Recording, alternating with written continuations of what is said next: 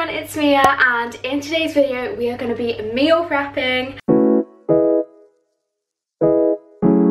Yes, I am super organised, super healthy. I do meal prep my food. Don't want to brag. So yeah, I just thought I would show you guys how I meal prep for the week.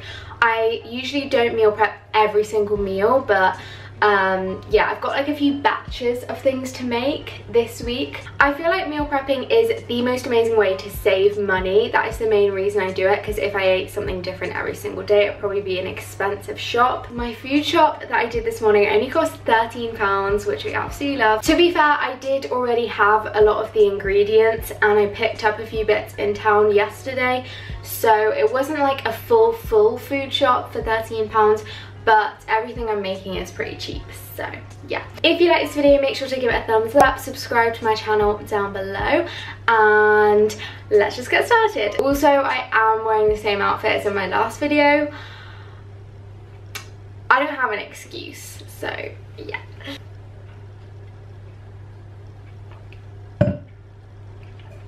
So the first thing we're going to be meal prepping is granola. I'm going to make a huge batch of granola because I've loved having this for breakfast recently. Just make a big batch, put it in the oven, crisp it up. Works a treat. So what we're going to be using is oats. I'm just using these oats. I just got them because they were in non-plastic packaging, but you can use any oats, it doesn't have to be specific ones. Then I'm going to be using some nuts. I like cashews and almonds. Would recommend getting nuts from Aldi or Lidl because they're pretty cheap. And then I got these ones from Morrison's. Also, we're going to be using some seeds. So I have 3 different types. Linseed, which is flaxseed basically, sunflower seeds, and chia seeds. Again, all of these are from Aldi. I'm pretty sure there's no Aldi in Bath, but I got it back home. Then we're going to be using a little bit of cinnamon just for some extra flavour, but you don't have to use this. And then to sort of like bind it together and also add sweetness, I'm going to be using agave syrup, which is a natural sweetener from agave plant, but you can use any sort of liquid sweetener. So to sort of measure it out, I am going to be putting everything in this baking pan, and I think I'm going to make about 5 portions of granola. For breakfast, I would usually have like at least half a cup of oats, so I'll do like 5 of these, and then maybe like 5 almonds and 5 cashews for every day, so like 25 of each.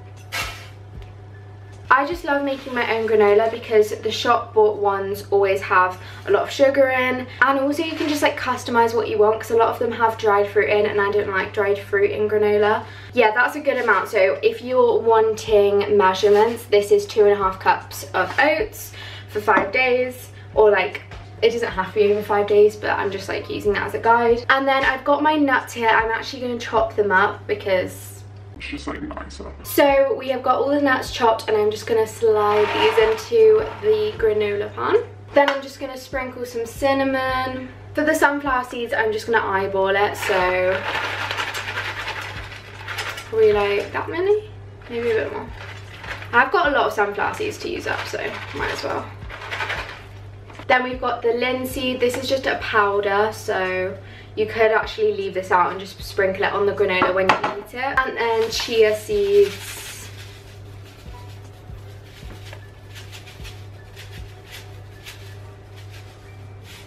If I was measuring this out, I would have done like 5 teaspoons, I think. Then you just want to mix it all up. I'm just using my hands, I have washed them. Now, when you add in the agave, I'm just going to eyeball it again. Basically, this is going to make the oats like stick together a little bit and form like tiny little clusters. Go like this, because if you use your hands, it probably get everywhere, all over your hands, but...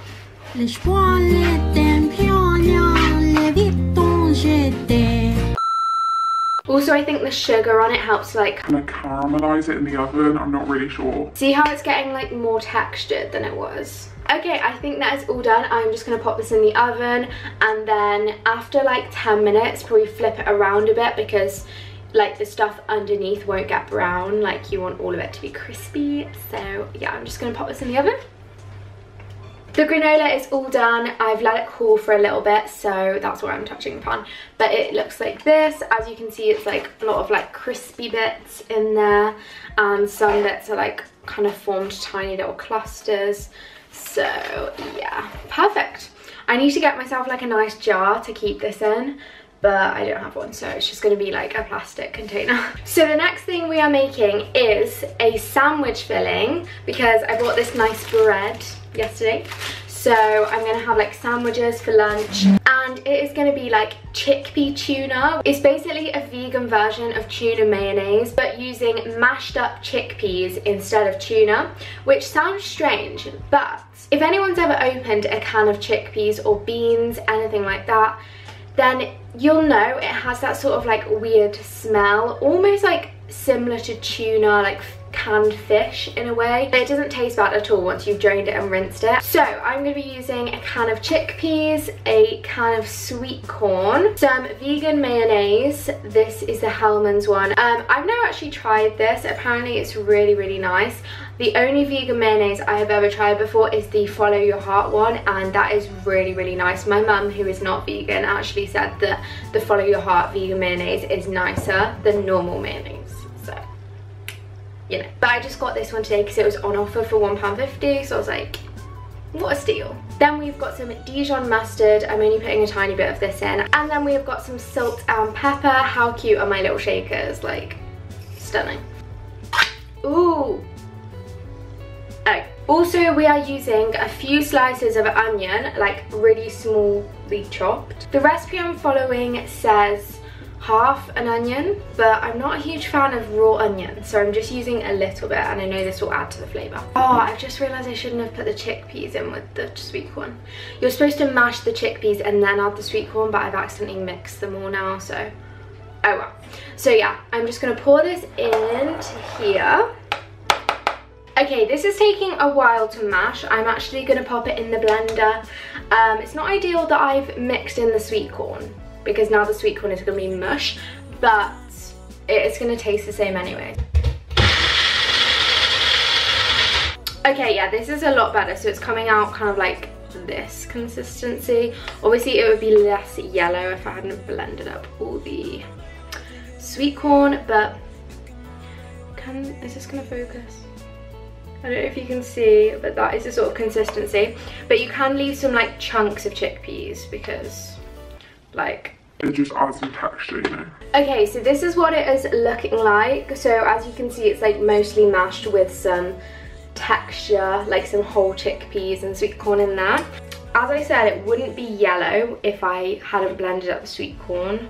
So yeah, just remember, if you want it to look more, you know, like tuna vibes, then don't blend up the sweet corn. Mayonnaise. Smells like mayonnaise. I didn't used to like mayonnaise before I was vegan though. Like, I only like it in this context. I wouldn't have mayonnaise with anything else. What do people even eat mayonnaise with? I know some people do like mayonnaise and chips, but that is not a vibe to me. Okay, so we are gonna do how many tablespoons? Maybe like 3 tablespoons. We are just gonna mix all of this in. Ooh, she is creamy. Yeah, this is just such an amazing recipe, and like, obviously mayonnaise is not very healthy, but everything else is, so.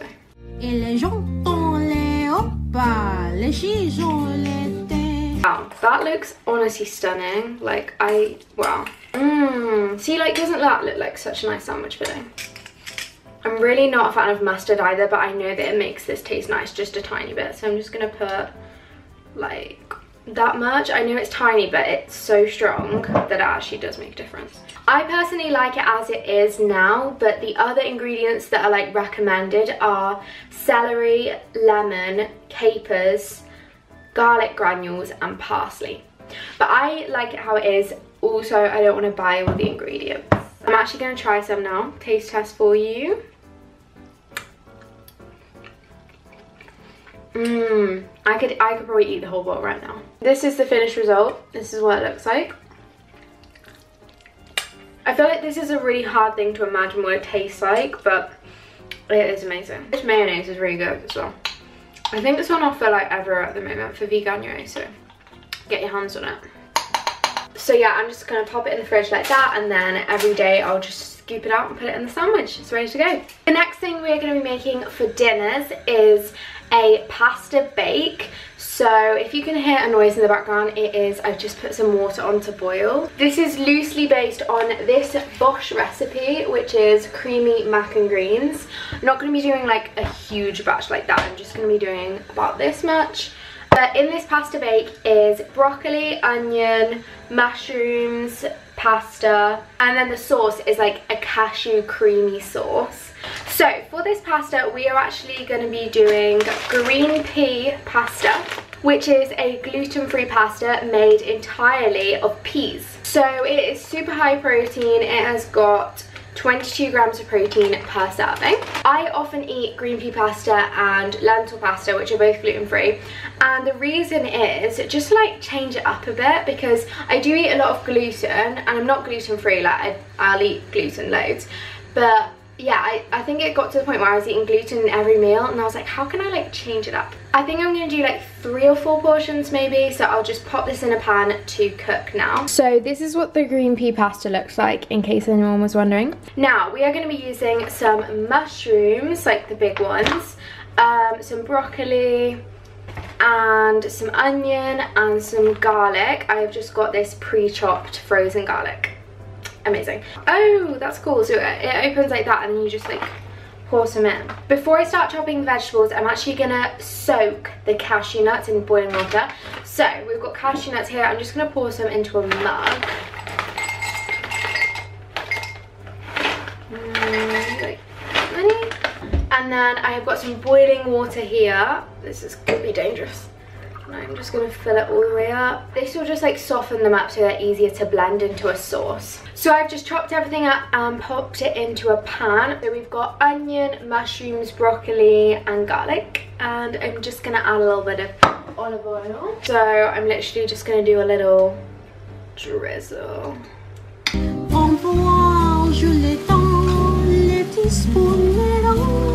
Whilst that is cooking, I'm just going to make some breadcrumbs to go on the top. So I've just got this end piece of bread, which was just from the loaf that I got, and I'm just going to pop it into, actually I'll probably break it up a little bit. Perfect. And then these are ready to sprinkle on the top. So we have got the cashews in a little blending pot, and I'm just going to add some milk. Any plant-based milk is fine.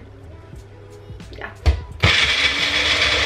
And now I'm gonna basically heat up this sauce with like some other ingredients in the same pan, so it's got like the flavors of the vegetables and garlic and everything. Also in that cashew sauce, I'm gonna be using some nutritional yeast, which is basically just a edible yeast that is like cheesy vibes.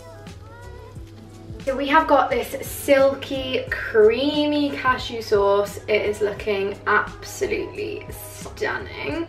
There still are a few cashew lumps in there, but it's fine.